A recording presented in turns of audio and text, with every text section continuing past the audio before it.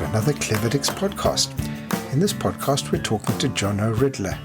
Jono is well known for his massive swim from the Great Barrier Island back to Auckland, which took him 99 kilometres. But he's also done some pretty other impressive swims. He's got the New Zealand Triple Crown under his belt and an ice mile. This was a great chat. We heard a lot about the reasons why he does it and how he's supporting Live Ocean. I think you're going to find this one a fascinating listen. Welcome to another Cleverdix episode. In this episode, we're talking to Jono Ridler. Hey, Jono. G'day. How are we going? Yeah, all pretty good. All pretty good. So we normally start off, we give you an opportunity to tell the listeners your swim story. What got you into swimming and what keeps you swimming? Settle in for a bit of a yarn. Here we go. It is quite a long story as well. So when I was younger, and I think that's the best place to start with all of this as well, is I grew up in a family that was very sporty. We were very active. We would spend a lot of time out around the ocean, by the beaches. Every summer we would go out to Great Barrier Island or some other part of the country, whether it be Coromandel or up north. We were water lovers and spent a lot of time out in nature. But I wasn't a very good swimmer, right? Like growing up, I did these learn to swim lessons, and that was a way of getting the confidence that I needed in the water. But I wasn't that great at it and didn't like it either. I didn't really get a lot of joy out of following the black line. I've got these vivid memories still of getting pulled out of the water during these learn to swim lessons, learning how to do breaststroke kick because I just wasn't getting it. So they pulled me up onto the side of the pool, and kind of that, they were teaching me how to do breaststroke kick because I guess I wasn't a natural. I was good enough and got enough of a base in swimming that I felt comfortable in the water, could go out to the West Coast beaches, get pounded by the waves, and still manage to keep my head above water and not drown. So that was about all I needed it for. But for the most part, I was really hooked into other sports, things like football. That was my main sport. A bit of golf, tennis, a lot of other things, and whatever I tried my hand at, I was normally pretty good at. But swimming just wasn't one of those things. And so when I was about 12 or 13, I parked it. And I thought at that stage that I was done with swimming for good. Yeah. But I guess life had other plans. And when I was in Canada, so I was living in Canada when I was about 20 years old. And I was there for a season doing a bit of snowboarding and partying and a few other things. Yeah. And a few days after my 21st birthday, I had this bad accident while I was up the local hill. And I ended up collecting an AC separation. So my collarbone separated from my shoulder, and part of the rehab when I got back to New Zealand was doing some swimming. Oh, okay. Yeah. And then later that year, my dad and my brother signed up for this 3-kilometre open water swim across Auckland's harbour. And it was something that kind of interested me and pulled me in, the idea of swimming across this ocean expanse, which I had never tried before, didn't know whether I could do that. And so on a bit of a whim, I signed up for that myself. And so that event rolls around. I get into the water. It's a deep water start. The hooter goes, and just getting absolutely thrashed in the water, right? Like just legs and arms flying all over the place. And I have a panic attack, which based on some of the things that I've heard, is actually pretty common for first-time swimmers. Were you in a wetsuit? I was in a wetsuit, yeah. So that makes it even more common, right? A lot of people in wetsuits. Yeah, there wasn't. So that was when they started at Stanley Point, was it? This was at Bayswater. At Bayswater. Just okay. Oh, yeah. Where the recent swim started straight as well. Across. Yep. Sure, yeah. And it came about 100 metres into it, and I was just like, had this really sharp breathing, had this really strong impulse to just pull out.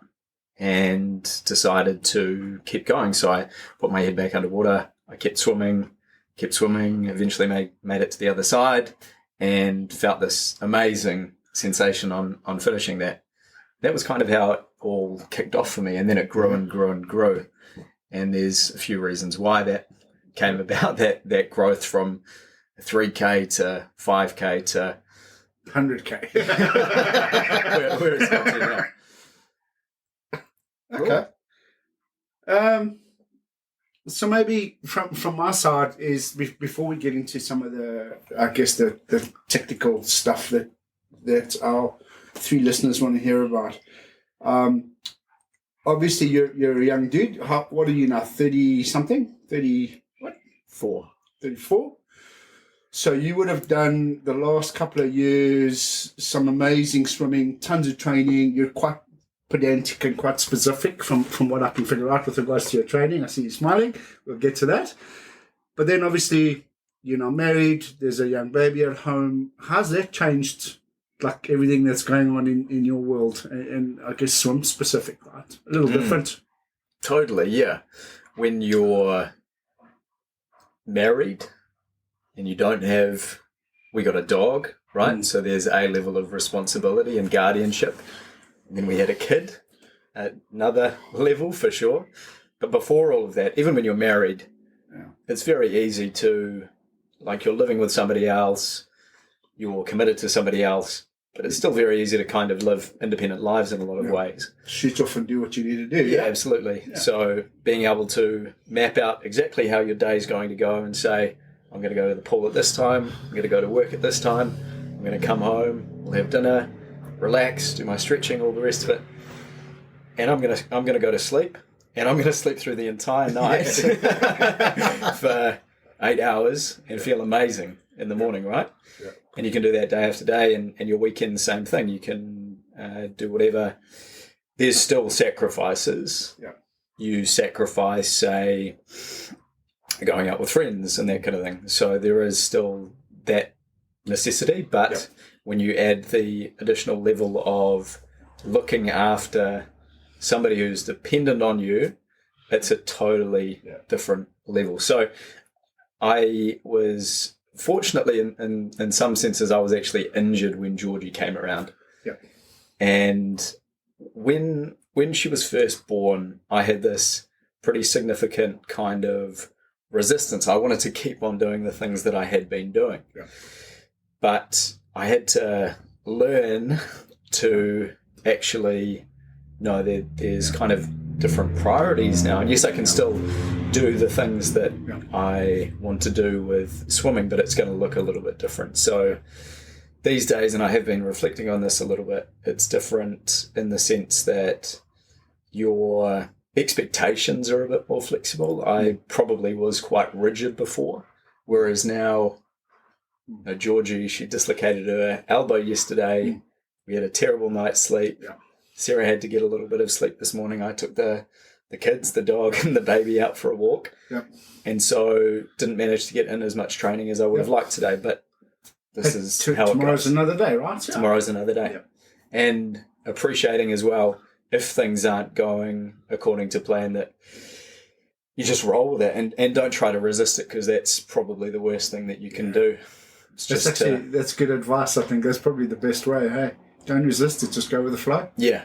Okay. And also in the difficult moments, when you're up at 2 a.m. in the morning and you just want to get some sleep, and she's crying in your ear, somehow trying to appreciate those small moments. And maybe it's that moment where she stops crying and she snuggles into your shoulder, and you're just there, even though you're completely sleep deprived, but you're there for 30 seconds holding her before you put her back in the crib, and it's like a really nice moment, right? Yeah. So it's trying to remember that those moments don't last forever, because they grow up so fast. You've got to take the moments when they can. Yeah, absolutely. Yeah. Even with my old timers, I still remember my kids when they were little, because they're not little now. Yeah. Everybody says the same thing, right? Like you gotta make the most of the time, because it does pass by really quickly. Now, the first year It's gone by pretty slowly, I've got to be honest. It's been some long nights.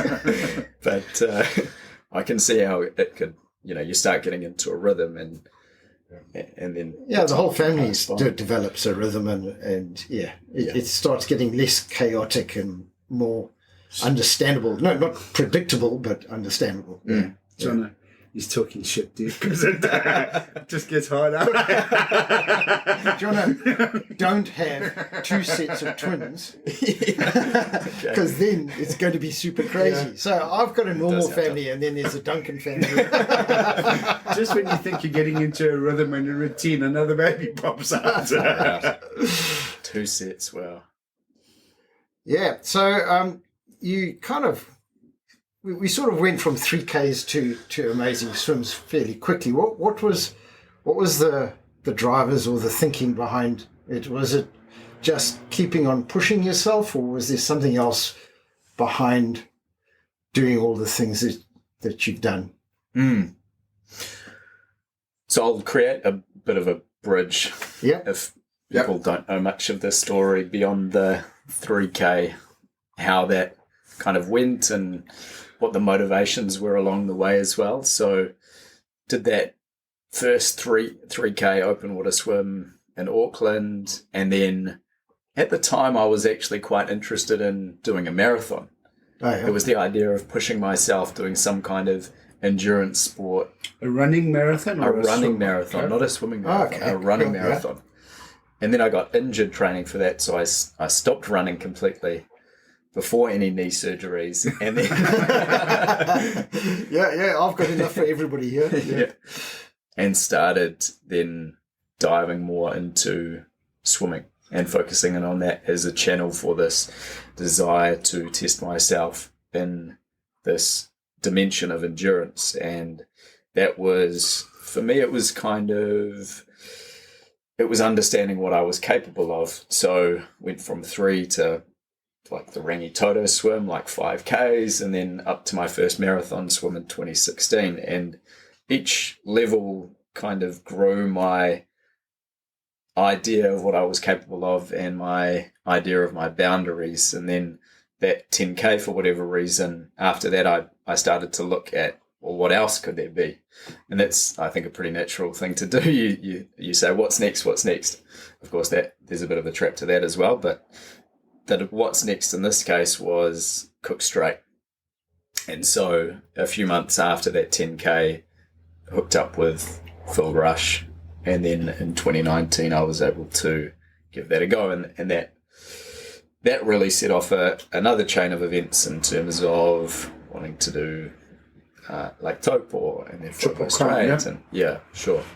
And so when I first started doing these, it was about the physical and mental potential, but then it moved more into like a spiritual exploration. Like I found with Cook Strait that I just understood more about myself and what I was capable of, and my connection to the world and the possibilities of myself, the world, that I wanted to keep on exploring that, and so I did. But what I've kind of found with each one that you do is like the effect becomes a little bit smaller and smaller and smaller. It's like the hedonic treadmill in a way. Yeah. Like you're still kind of looking for that same change, the same effect, but it doesn't quite come. So there was the spiritual exploration, and then over time it's actually changed now to being there's still that, but now it's more about impact, right? Like what can I do to use this as a way of driving some kind of impact? Those are like the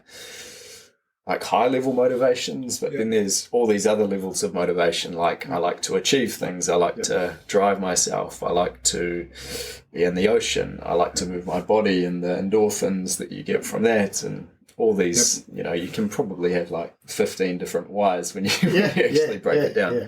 And it changes day to day and week to week and month to month sometimes. Yep. But those high level whys, those are kind of guiding principles, right? Those are the ones that stay the same. Clever Dicks is New Zealand's largest swim-focused podcast, and our team at Swimscapes is proud to be their official partner with all things swimming. Swimskates offers boat piloting and safety for solo marathon swims, as well as various packages including marathon relay swims, swim camps, and swim adventure holidays. Swimskates is also a facilitator of the Auckland Triple Crown, coming soon. Proudly brought to you by Swimskate. So as part of that journey, you said when you were a kid you weren't a great swimmer, but you're pretty handy now, to say the least. How did you approach that? Because you wouldn't be able to do some of the big swims you did if you were just plodding along, right? So you must have put a whole bunch of effort into changing that. Yeah, technique and I guess that base of training, to just sort of clip out a 40k leg toe pull requires quite a big base. So how did you get to your base? What did you do? Well, on the technique side, so I started with a swim squad in 2018, which was about a year before swimming Cook Straight. Oh, yeah. Before then, it was all my own training, going out to the pool, figuring things out as I was going, maybe connecting with a few other people at the pool or in the ocean or whatever, but there wasn't a whole lot of structure behind it.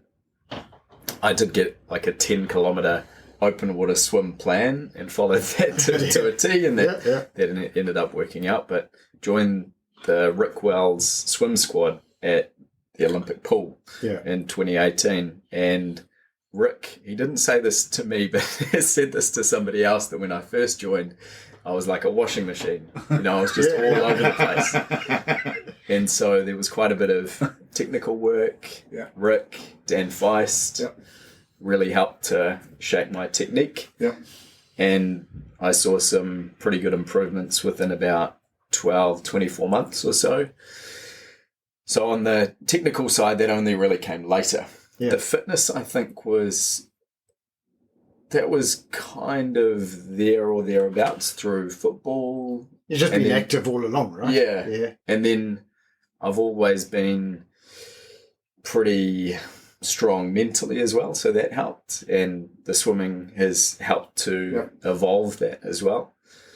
So my training, I've never really had a formal coach of any kind for these swims that I've trained for, but I've picked up different philosophies as I've gone to build that base, as you mentioned. So when I was training for Cook Straight, for Lake Taupo, for FOVO, my general training regime built up to a peak that was double the mileage of whatever I would be swimming at the time. So if it was 40Ks, it was an 80K peak week, and kind of building up to that progressively, having a 3 or so week taper, and then hitting the event. And that's something that I've held to pretty well over really the last 4 or 5 years. I've changed it a little bit in terms of the periodization. So I'll do a block of, under ideal circumstances, baby aside in the light,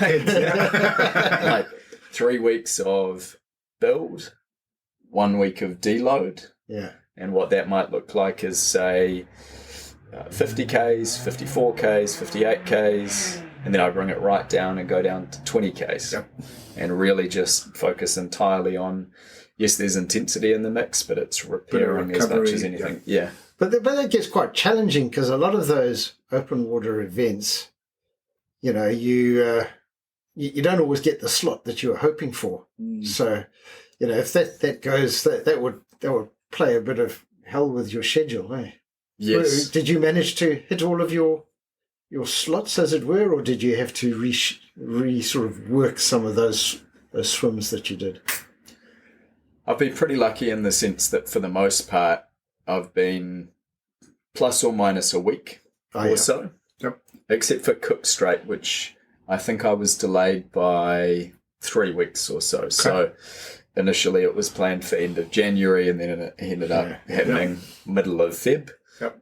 But so that's just back to the routine, a little bit of base, trying to, I guess, draw it out a little bit. Is what you're trying to do there? Yeah, at the time I was pretty scared of losing fitness in a way, so I went back, blasted myself for about a week, had another week of deload, tide came and went, same thing. So I was in a little bit of a cycle, but what I would do now might be a little bit different, because when you hit your peak, it actually takes quite a long time for you to really lose that fitness. And you can maintain that with a level of intensity without having to do the same level of mileage. So it depends, I guess, how long it would be between, but if it was, say, okay, it might be within the next 6 weeks, I would just do maybe 30Ks a week. Say if I was at my peak at 80K, 30K a week, but like really good quality stuff. Yeah. Just focus on the quality. That makes a lot of sense. Because you don't want to turn up and feel buggered. And that's going to impact you, especially for not just a long swim, but also a cold water swim, because if you're fatigued, it's going to hit you a lot earlier on in the swim. So it just feels to me that so much of what you're doing is managing your mental state as well as your physical state. It's about trying to get your anticipations and expectations kind of in order, because, that has stuffed me around in the past. Oh, it stuffs everybody up as well. And when I first went through the cycle of, okay, you've got your window, it's going to happen during that time, and then it gets blown out, just the mental fatigue of dealing with looking at wind forecasts and yes, it's going to happen, no, it's not going to happen. And then going through that cycle several times. So I've done this for years now. I'm a lot more chilled out than I used to be, but when I first started going through this, and then you open up a second website and it's reading different to the first website. Right. Yes. What must I do? Yeah. So a lot of those swims, you've done some with Phil where it's fairly well organised, but some of your swims, you've kind of driven it. Is that correct? The first independent swim that I did was Fovo Straight, as it happened. So this was pre-Phil getting involved with it in any kind of way. His first swim was actually with Caitlin, and that was about 5 days before I did mine. So we hit it on the same window, which was quite cool. We got to train together and kind of go through that journey, the whole COVID lockdown thing and escaping Auckland and all the rest of it. We got to go through all of that together, which was quite fun. But at the time, I wanted to do Fovo Straight, and as I understood, that had to be independently. So I said, well, okay, I'll start piecing this together. And that was a bit of a challenge, but it was also another really cool exploration in a way, because you're kind of figuring out, well, how do I actually do this thing? Like Phil, if you go with a pilot, they figure everything out. You turn up, you swim. It's probably better in some senses that you actually don't know what like the tidal flow is like, what the weather's going to be doing, all this other stuff. But talk to Chloe Harris. I had a chat to Chloe Harris, she was, I think, the last swimmer that had done it, either her or Simon Oliver. And they had used a pilot, tried to reach out to the guy, didn't work out, started going down my own avenue of trying to find a fisherman, basically, who would take me across. The guy who I eventually connected with was the third pilot that I had connected with. And how it came about was he and I connected 2 days before the swim actually eventuated. My other pilot, we were heading into this window. It was the COVID lockdown that happened. Auckland went into alert level 3. I went to Cambridge to get away from Auckland, because this was meaningful enough that I wanted to do that. And so there was dealing with that, trying to coordinate the crew. Of course, I had to pull the crew together as well, because it was an independent swim. And then the pilot that I had been in touch with, who had been pretty engaged, and then just completely dropped off. Bailed. Yes, and then I didn't hear from him until I think it was Friday. And at that stage, I had actually already committed the crew and said, we're heading down on Monday. And that's a bit stressful. He pulled out, but he said, call this other guy. So I called this other guy, and he turned out to be great. We had a chat for about 30 minutes about what open water swimming was all about and how we're going to work this thing. And then we flew down on Saturday, met on Sunday, and it was great. It must have been challenging getting a crew together in the middle of COVID. Because it was bloody difficult, yeah. Man, because those swims it's a team kind of thing, isn't it? If you don't have a good team around you, your chance of getting through is pretty reduced. But I reckon, I mean, if you go, to your point, you arrive with a pilot and all they do is they take you across and you'll get across on the fastest route and the best window and all of those things, right? But from like an adventure perspective, to do it on your own is the way to go, right? I mean, if you think back to, you know, the good old days when they were swimming the English Channel and all of those things for the first time, that was the adventure, right? You know, some of the guys got across, some didn't, some were drinking vodka, some weren't. You know, that was an adventure. It's not just about the swim, right? It's about the planning and it's about the crew and it's about trying to figure out, you know, when to start, which currents to follow, your feeding plans, all of those things. It's part of the learning curve, right? So cool. So who did you have on board?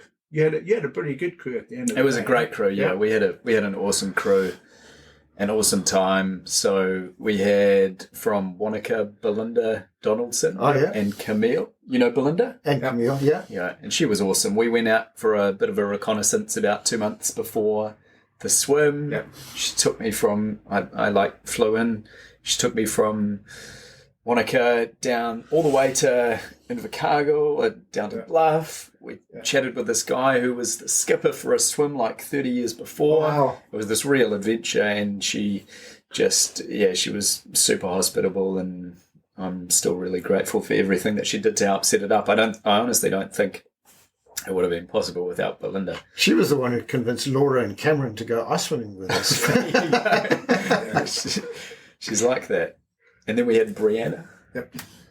And she's also great, huh? Yeah, very good value. My wife, Sarah, was there. Then we had 3 guys from Oriti Surf Club. Yep. They were helping out with an IRB alongside. Yeah. And then the skipper, his wife, his brother, and his brother's wife. Quite a lot of people on board, eh? Yeah. It was quite a good party. Nice, mate. And then I was in the water. So it would have been probably a dozen or so people. Yep. Yeah.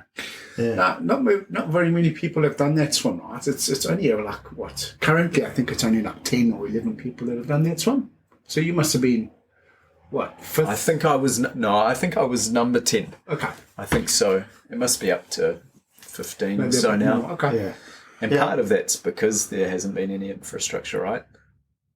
Whereas now there's like... I think Phil will get it going a little bit, Yeah, sure. You seen the sharks? I did, yes. More than one? Yes. Were they friendly? It was a beautiful day. Like we just had the absolute mintest weather that we could have asked for.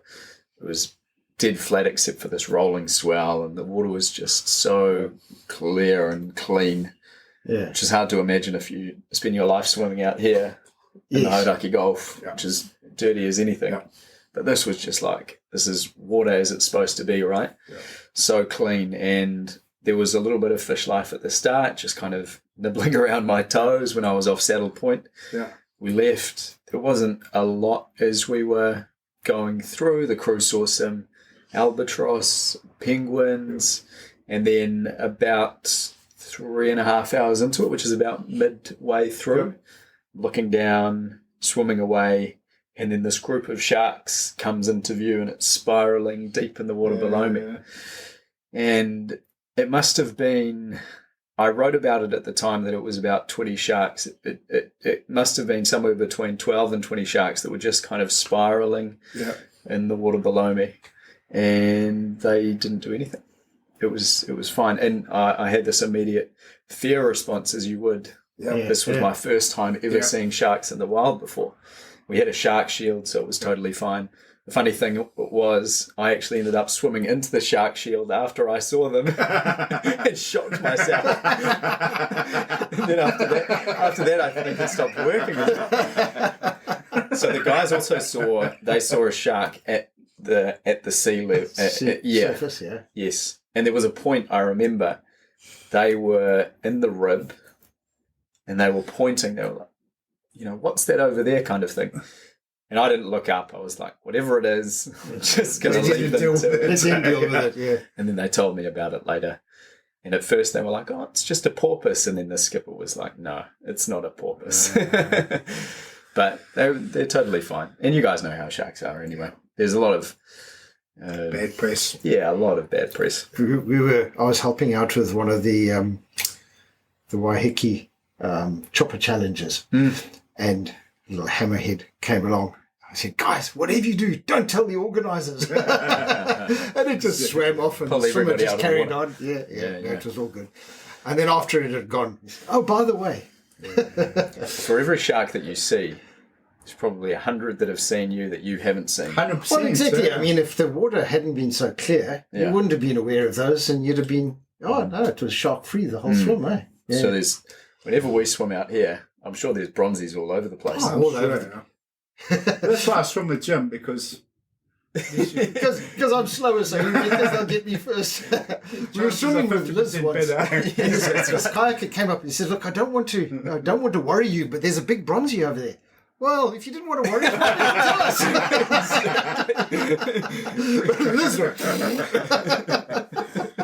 Never swum so quick in your life. Yeah, and then all the way along Aruba Beach, because we were swimming there, she must have swum in 20 centimetres of water. She wasn't going far out. Oh, that's good. I had the same experience. I took my girls are training for their bronze award. They're 14, and about a year ago we went out to Tyndall's Bay just to get them, a little bit of used to swimming in the deep water and things like that. And the same story, a kayak came up to us. And I was doing like loops around them just to get a little bit of extra distance. So I wasn't with them. The kayaker stopped and said, "Hey, like just last week there was a great white." And so they panicked. And all of a sudden they were like heading back to the boat ramp. And I was like, "Hey, where are you going?" And they're like, "No, man, that guy said he just saw a shark. It was last week. It wasn't now. Just chill, Once you get it in your head, though, yeah. Yeah, Steven Spielberg didn't do us any favours with that movie, eh? Anyway. All right. Or Meg. Meg. No, I haven't watched that. No, I haven't seen that either. No. Jason Statham. Yes. All right, dude. Tell us about the big one. Firstly, I guess why. And then take us through the swim. I mean, because it was an eventful day, right? It was touch and go, I think, for a little while, from what I understand. And then I think weather was bad. You made the call to go. Conditions were okay for the first bit, and then turned, and you made the sort of decision to carry on. I guess a lot of the guys that listen to us will know about the swim. A lot of them won't. So why swim the Gulf? Yes. Well, I mentioned earlier we spent a lot of time on Great Barrier Island growing up. Yeah. And so there was this strong connection that I had, that my family had. It was actually where my parents had met. Yeah. And I had this idea. I don't remember exactly when it came into my head, but I did write about after Cook Strait that I wanted to be the first person to swim from Great Barrier Island back to Auckland. So it was something that, this was back in 2019, right? Yeah. And then it was something that just marinated in my mind, but the seed was sown, and then it took a while for it to pop above the surface. And I had to do a lot of work to prepare myself. So in some senses, the swims that followed were preparation. They were actually building me up to that, getting me ready for that. So there was that layer of it, that I wanted to adventure this, explore this, that there was the opportunity to be the first to do it. There was swimming from Great Barrier Island, which was kind of my second home. And then over the years that I was training for these big swims that I was doing around the country, I spent a lot of time out in the ocean, as you do, and swimming up and down, for the most part, East Coast bays between Devonport and Long Bay, and just seeing the conditions in the water, but also the more time that you spend in the water in a particular body of water, you get a really deep connection to that as well, right? So I actually developed this kind of protective sense around the Hauraki Gulf and wanting to do something about it. And so when we started piecing this swim together eventually, which was in 2022, I wanted to do it for something that was meaningful for me, and that was the marine protection of the Hauraki Gulf.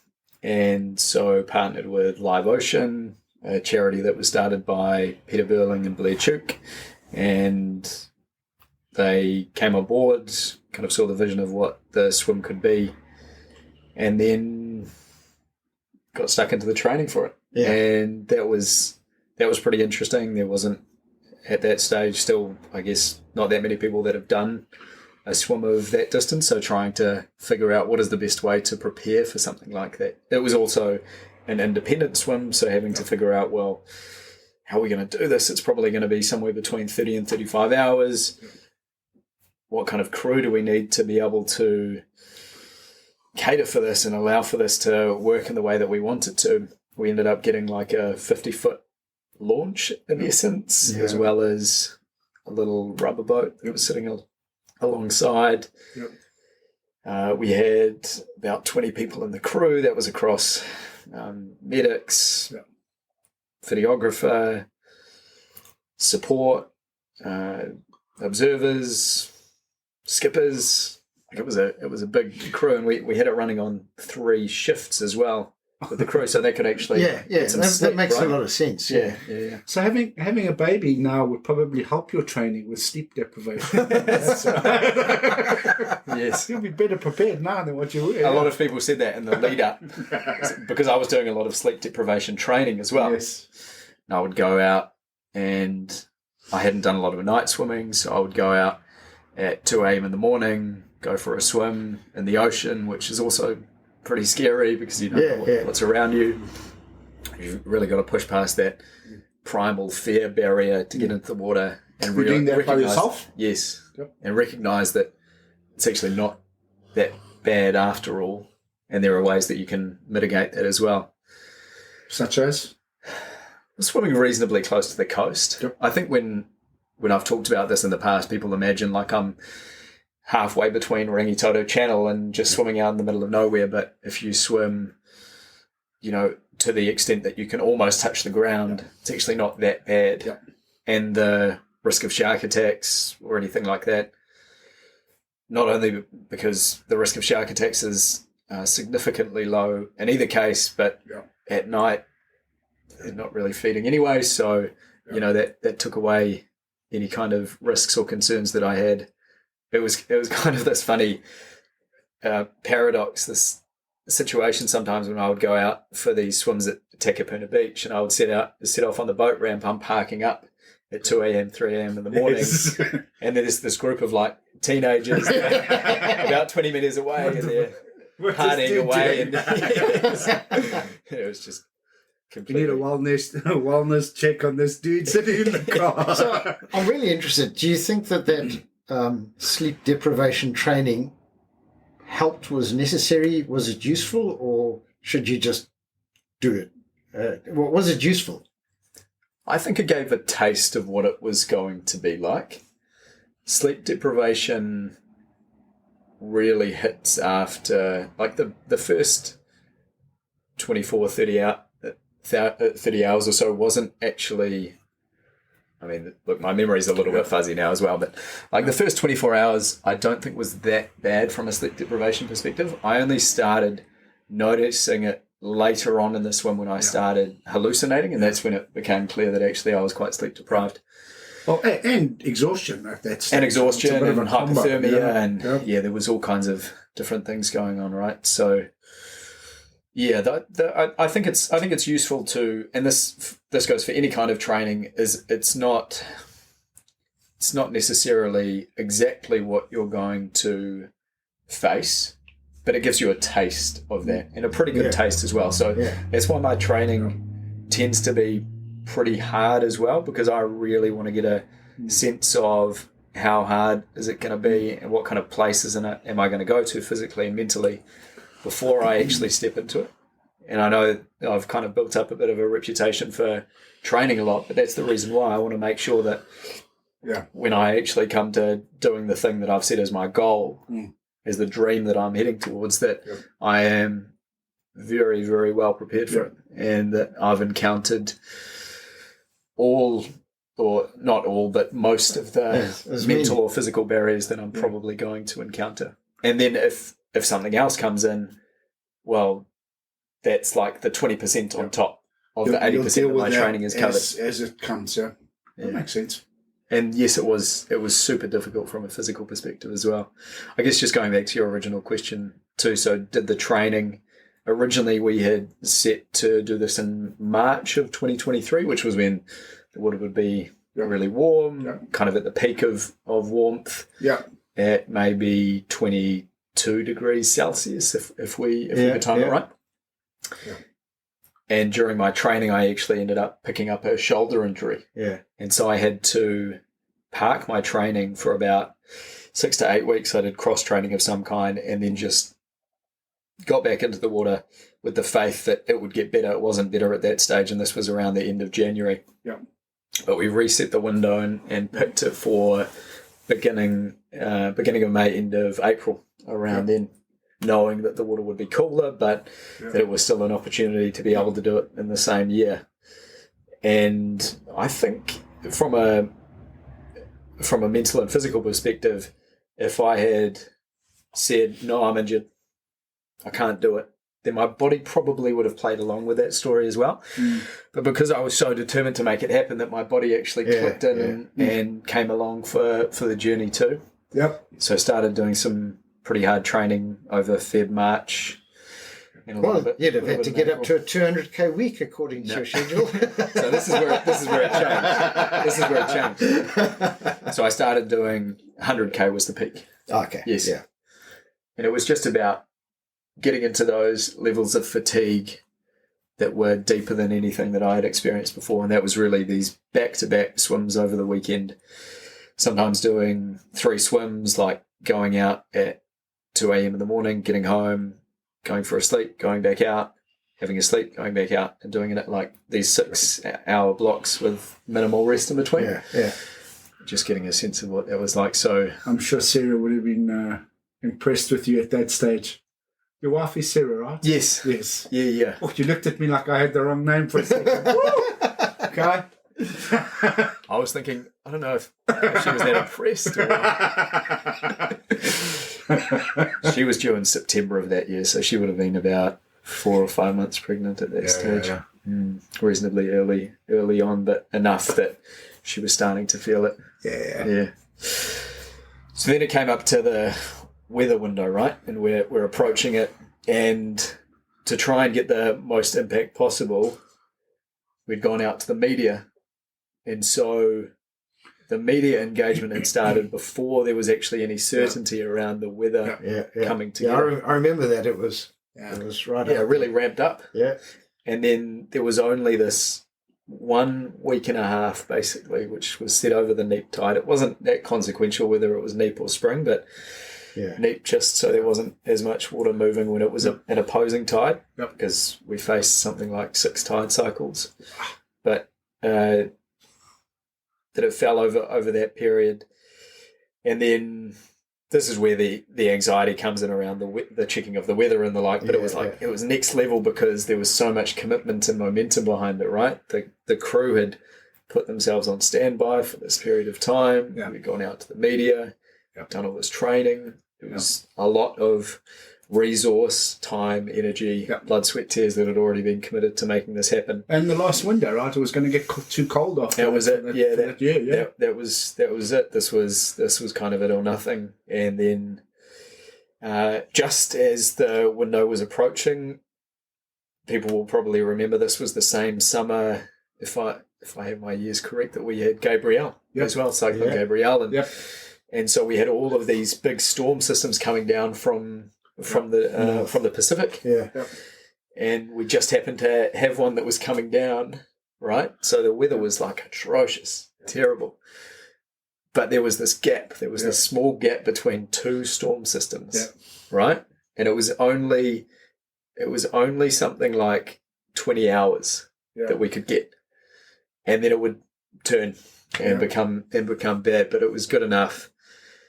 And 2 days before the swim commences, I'm on the massage table getting worked over, having a call with the skippers of the boat. They're saying, do you want to go? Is it worth doing this? And the decision was yes, and they were comfortable with that as well, knowing that it would probably get up to about 25 knots was kind of what the forecast was saying at that stage on that second day. But that we would have a good first period. So then the next morning we set off. We're in like 3 metre waves heading out to Great Barrier Island because there's this other storm system that's just passed through. I'm heaving, everybody else is heaving on the way over. That's a great start. And then we get there, and in the bay, as you drive through, so we started at Karaka Bay, and as you're driving through, you get into the shelter of the island, and it was this northeast swim, and we northeast wind, sorry, and we were on the western side of the island. And so there was a part where it was protected and it was just dead flat. We were cruising through around Port Fitzroy and just going past and then up to Karaka Bay. It was like beautiful. And that night, it was just completely still. And then we woke up the next morning and got to it and started at about 10 a.m. in the morning. Had a really good, probably up until I think 3 a.m. in the morning, in the next morning. And then it started to pick up and it built from 10 to 15 to 20 to 25, gusting stronger, and we just ended in absolute muck. It was gnarly. Yeah. That's a long journey, man. Yeah. Did you ever consider stopping? Yes. Yeah. Quite early on in the swim as well. So we went around Hauturu, around Little Barrier Island. Yeah. So it was kind of this dog legging away, heading out, directly traversing to Little Barrier from Great Barrier and then hooking around the top part of the island. And about 20 k's into it, I started getting some bad shoulder pain, same shoulder that I was having some trouble with. Yeah. And that was only 20 or so k into it. Night was starting to come on. I was also getting some really bad gut issues during that stage. Stopped eating. I had some kind of different nutrition that came into the mix in the form of meatballs and other things, just to try and change things up and see if it was the nutrition that was causing it or what was happening. And there was a period of probably 6 to 8 hours or so of trying to ride that out and just see if it could get better. And eventually it did. The gut settled off, which was great, and just kept going. I think it would have been a real tragedy at that stage to stop. And I had, again, coming back to all of this kind of pressure that was there that I'd created that actually helped to drive that forward. Yeah. Because it, like, for me to go out and say, I'm going to do this 100k swim and then get 20k in, like, what the fuck? what kind of, Yeah, but that's you can understand why people don't want to sort of put themselves out when they're trying these things, because too much expectations for something that there's so many uncontrollable elements, the weather and even just yourself, as you said, any injuries or things like that. You can understand why people are a little bit cautious about putting themselves out about big adventures. It's much easier to try to do it under the radar and then sort of stick your head up afterwards and say, but that pressure is a good thing. I think so. And Dan Carter talks about this as well, that pressure's a privilege, right? Yeah. Because it does actually bring out the best of you. If it was cruisy and some kind of difficulty came your way, Easier to and maybe stop. you didn't have that pressure. Say, oh, Yeah. it's fine. Yeah. We'll come back next season. No worries. Oh, Yeah. I think, different people are going to react differently to it. Yeah. I would find it super stressful to have all those expectations. Mm. So I don't know whether, me personally, I don't know whether it would be a help or a hindrance, actually. But it was also necessary for what we wanted to do, I think. So I not only accepted it, but had to leverage that as well. Yeah. And you can go one of two ways. You can bow to that, or you can Push through, yeah. you can take advantage of it, I think. Yeah. And that's all around how you look at things from a mindset perspective. And this is where one of the most interesting things, I think, with these long swims isn't the physical side. It is the mindset and how much your mind can either cripple you or carry you. And that can be the difference between somebody saying, I've got to stop now, or somebody... So you mentioned you had some hallucinations, and that seems to be a recurring thing for people who have done extreme swims. What was it feel like, and sort of when did that? How did you deal with that? Was it scary or just a thing to get through? It started around 30 hours into it. Yeah. And this would have been around, I guess, 5 p.m. or so on the second day. Coming into the second night, yeah. Yes, close to the second night. I think nightfall would have been not too long after that. So we were around twilight, around that time of year. And I'm exhausted. I am tired. I am starting to lose some of my mental stability as well in terms of the way that I'm reacting to some situations. I'm getting a little bit more kind of short with the crew, and Sense of humour is long gone. the brain is really in that kind of primal state at that stage. And then, yes, I started seeing some things that were out of place, and everything around that 5, 6, 7 p.m. mark. I think when the night fell and we were getting, like, there was some really heavy weather, there was some decent sized waves that were coming through, everything just kind of turned into this dream state where I was almost like there but not there.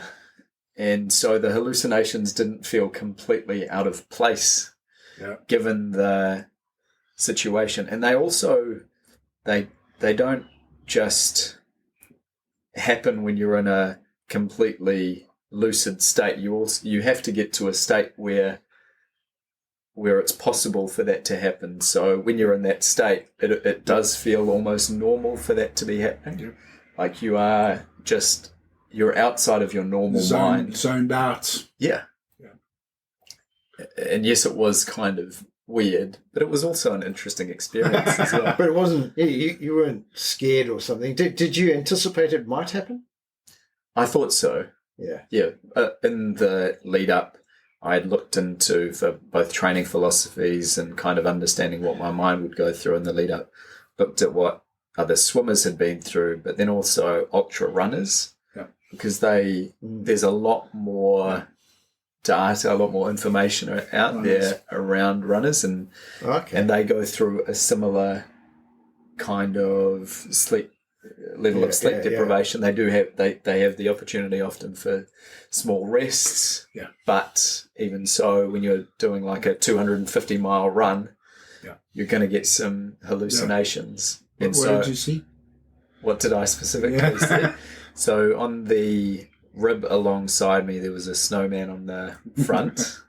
There was on the top of the water, I saw solar panels and picture frames, it was a bit weird. And then looking down, I saw these tiles in kind of like where the ocean floor would have been, except I was hundreds of meters off the coast, and of course the ocean floor wasn't there, and it was dark, so I wouldn't have been able to see it even if it was there. So that was quite strange. And then I kept on hallucinating when I was taken to hospital later on as well. The walls were bubbling out at me, and it was quite, it was fascinating. It was fascinating. I'd be pretty curious to try that kind of thing again and understand what happens over a longer swim. There's Because you've got to get through it as well, right? Yeah. And dude, what meds did they give you in the hospital? Because I gave you a call the next day, I think, and you sounded super chilled. You were like, "Hey, how you doing, Dunk?" I'm feeling great. I'm good. Yeah. I didn't get anything. I was completely completely gone. Nice. I didn't get a lot of sleep in the hospital as well. If you've ever been in a hospital and in the wards before, I was in the short stay ward, and there were In and out. there were things happening there were all the like time, yeah. there was like beeping, there were lights, there were people talking to themselves and snoring, and you're just like, there is no sleep happening right now. But even just once you've been moving and sort of, swimming, running, swimming, whatever it is, for so long, you can't just switch off and sleep, right? No. It took days to be able to sleep properly. Between Tuesday morning and Friday night, I had 8 hours of sleep.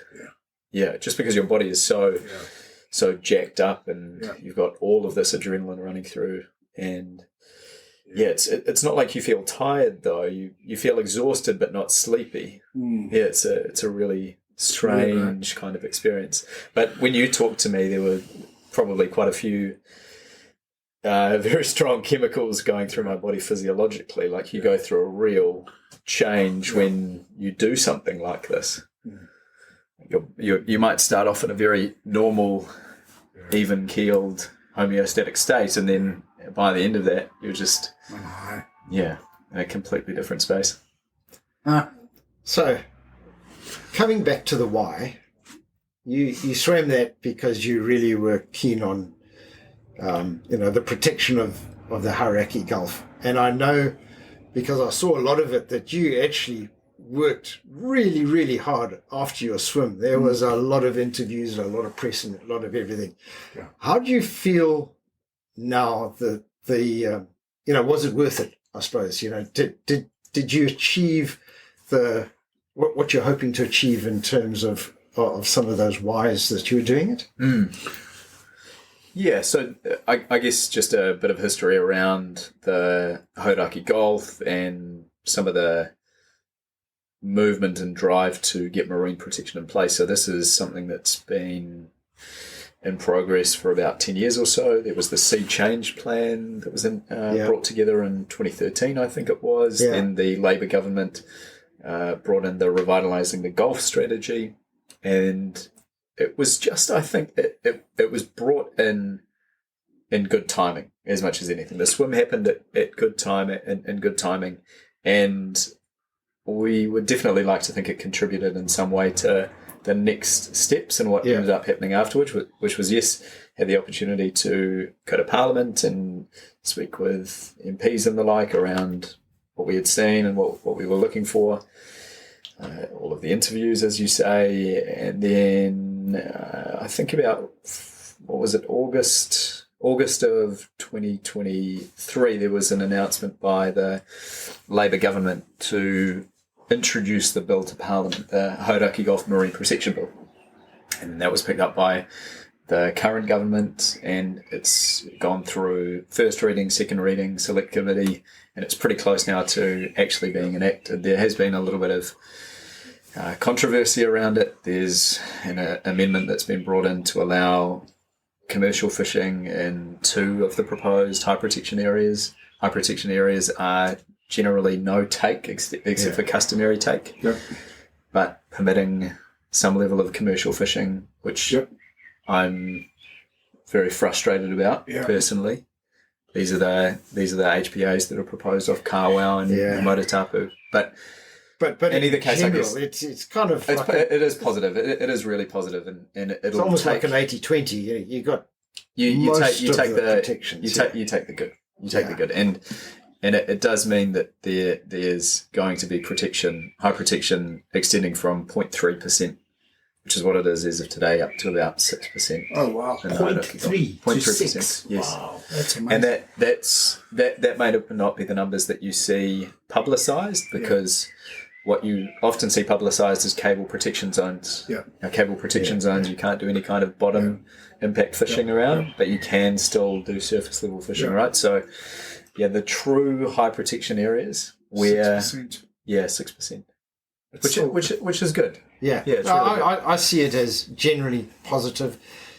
Once you've done this one, then you can start working on the next step. That's right. It's better than what it was. Yes.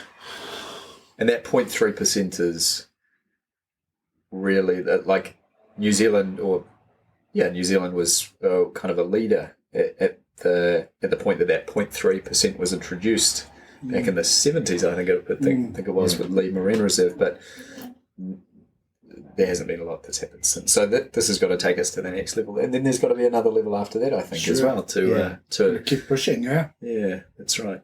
And the high protection areas that does allow for meaningful restoration as well. It's the kind of... Well, I'm super excited about it. I mean, anybody who's had a chance just to swim around Goat Island, which is in, was in Poor that Nights, 0.3% or the Poor Nights, and you see what the sea used to be like. Yes. You think, well, that's the potential for more, and it's got to...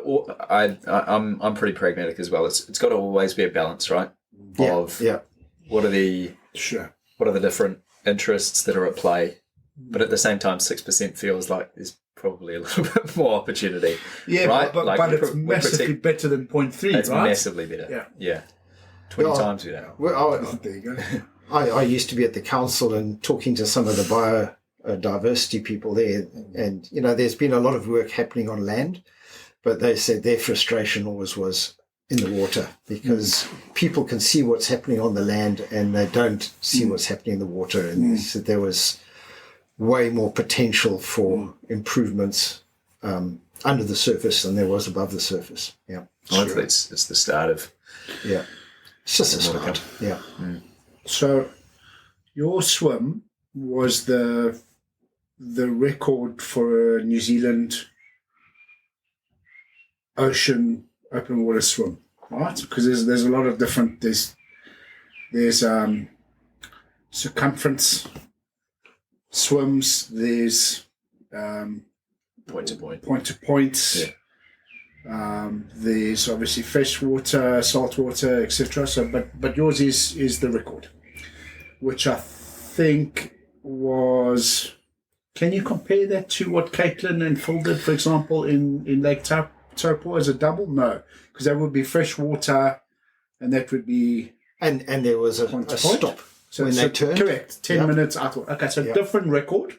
Well, purely from a distance perspective, that would be the only comparative measure, right? Otherwise, it's like... There's been nothing. It's quite different, as you say, because it's freshwater Ocean. in the lake versus ocean. These are two different bodies of water. So, different. But even if you're just comparing distance, those would be the furthest swims by a Kiwi, as far as I'm based on the record keeping, unless there's somebody who did something and there wasn't any records around it. Correct. Okay.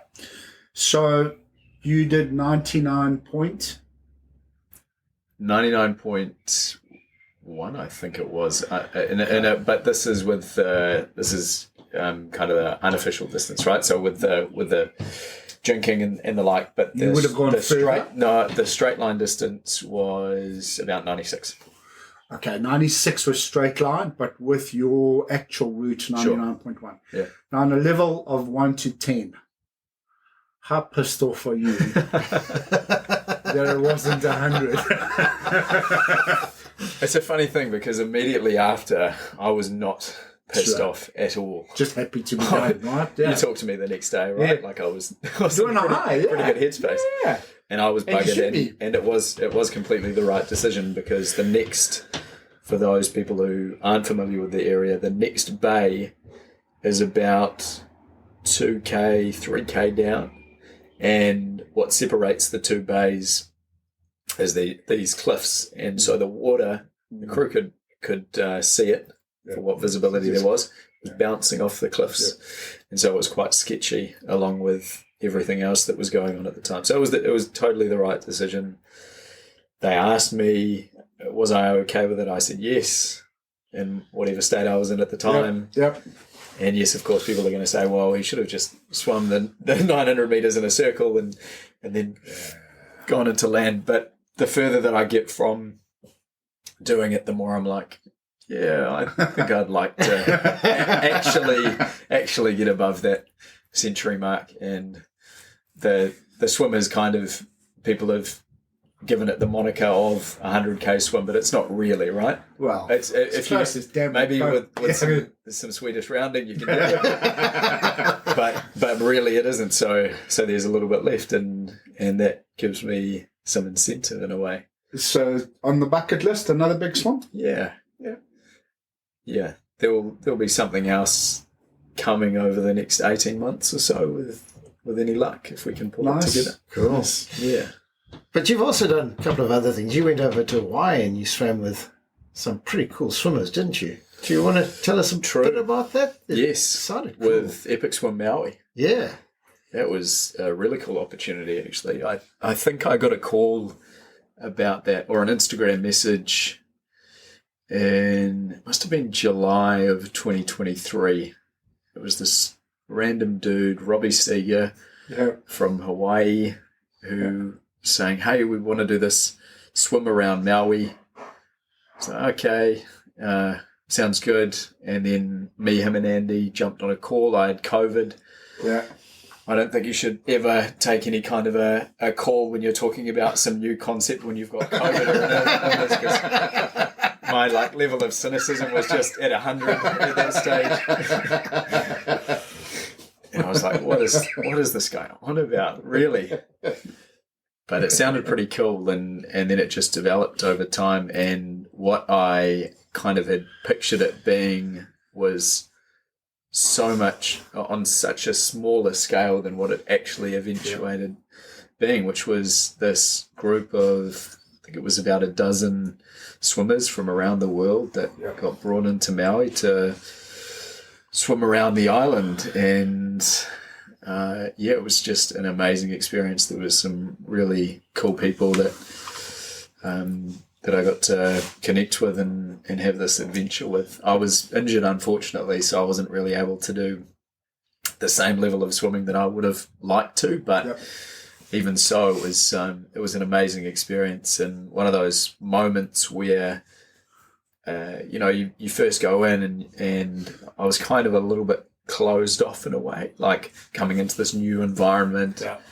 Also just the nature of the work that I do, I think I put up a little bit of a guard, and then eventually, that got worn down, and we were just all pretty open and vulnerable with each other, and the ocean forced us to be that way as well.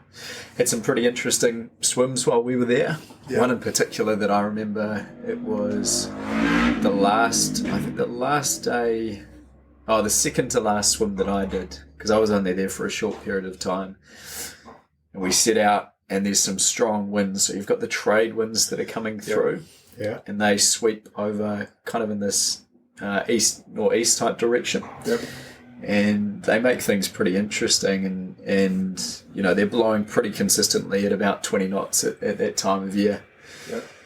Anyway, set out, and we're starting kind of on the northwest part of Maui. So started on the eastern side, worked our way around, and there's this like big swell, these big waves. I'm getting into this, I'm like, these are some pretty hectic conditions. But we get out, and there's a pack of about 6 of us, and it's pretty interesting going out, and we're trying to keep close together, but also being like pushed around and just trying to stay as a tight group in this big swell and these big ocean conditions. And we've got the jet skis alongside us. Like the water safety was just amazing as well. It was like the big wave surfer jet skis. Nice. The guys that do the tow-ins and rescues and all the rest of it. So we felt like completely safe. And then on that same swim, I got hit 3 times by a Portuguese man-o-war within the space of an hour. And I'd never been stung by one of these things before. And they're just brutal, eh? Yeah. I reckon it was the same one tracking you down. Following you, dude. And then I realised how much of a sissy I was when Andy was like, hey, I got one in my watch strap. He just pulls it out. What the heck? But yeah, that was a real experience. Hawaii's and Maui in particular is a very special island. Yeah, very See cool. the rocks there now filming. What's that movie? Moana. Oh, He's really? doing the live version of Okay. Hey, so maybe the last topic before we let you go for the rest of the weekend. You've done some ice swimming as well. Again, something a little different to what you had been exposed to previously. What was that trip like? And like, is there any more unfinished business that you've got in the ice, or is that chapter done? So we actually went down together in 2021. Must have been out after COVID, right? So I'm thinking it was 2021. Yeah. To Lake Linden. Somewhere there, Yeah. To Lake Linden, which is in the Canterbury Alps, and had this really good group of people that we did it with. I did want to... How did it come about? I originally actually saw some South Africans who were swimming in the ice. Yep. Which is where ice swimming kind of originated, Ram right? Barkai is he's Israeli, but pretty much spent the bulk of his life in South Africa, and he started the International Ice Swimming Federation out of South Africa. Yeah. So Ryan Stramrud, Ram Barkai,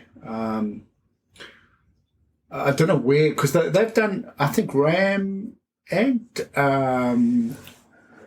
Ryan, I think, have done a South Pole swim.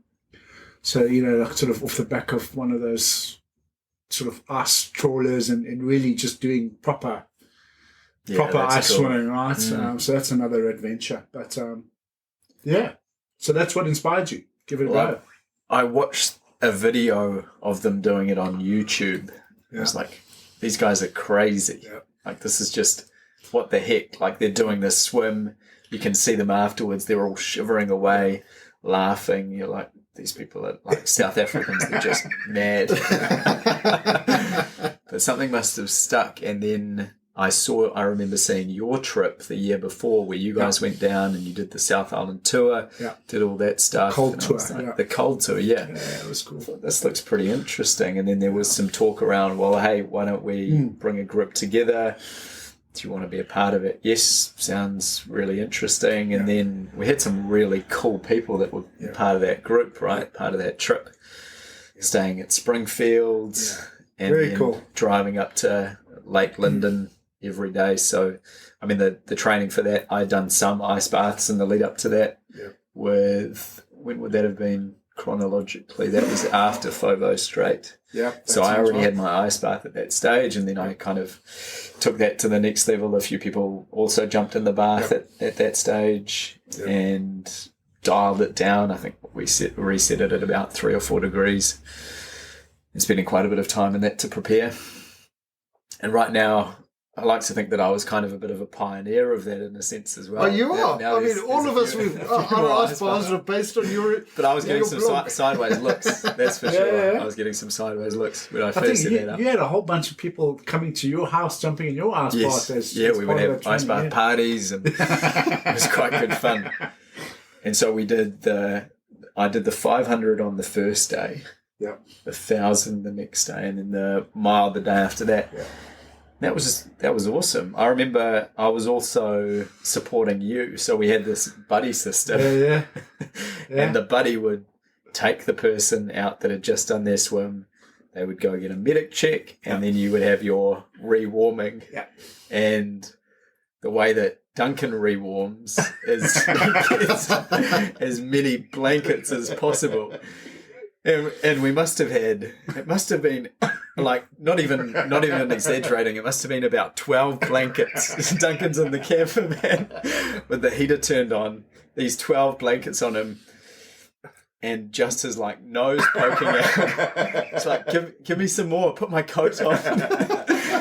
and the whole like pile of blankets is shaking because Duncan's going through some kind of exorcism under the. But it's funny. Some people can get up and walk around and do their thing. I'm not interested at all. Hey, just let me lie here and feel sorry for myself for an hour, and I'll be good. I broke a world record in Alex this year. You did an extreme one, right? Yes, but that wasn't the record. The record was 29 hot water bottles. we were trying to get him up afterwards, and there's another one. Oh, that's good. That was good fun, man. Jono, dude, thank you so much for your time. It's been a pleasure chatting to you. Yeah, absolutely. That's great. I've been looking forward to this for ages. Thanks, guys. Yeah, no, it was good to dive in. And Hi, my name is Caitlin O'Reilly. I'm the youngest person to have completed the Ocean 7 Challenge.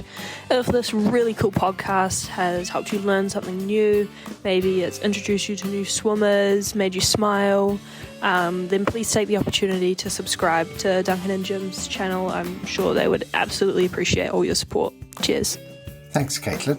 Well, as always, you can give us feedback on our Instagram account @cleverdix, or send us an email, cleverdixnz@gmail.com. We'd really appreciate hearing from you. And cheers. We'll speak to you again soon.